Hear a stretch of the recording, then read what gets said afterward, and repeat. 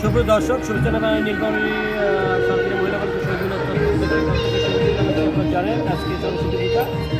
সরস্বতী পূজা হচ্ছে আপনার শিক্ষার দেবী। আমি আমার সামনে রয়েছে এই সম্পর্কে যদি সংক্ষিপ্ত হয়ে বলেন না, মানে শিক্ষার দেবীর সম্পর্কে কিছু ইনি ভালো বলতে পারবেন। এটা হচ্ছে আমাদের বছরে একবার করে হয়, আর সবাই তো আর পূজার বিষয়ে জানে ভালো মতো।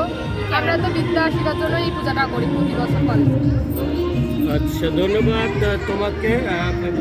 দর্শক, আমি ক্যাম্পাসের চিত্র দেখে একটু বিল্ডিং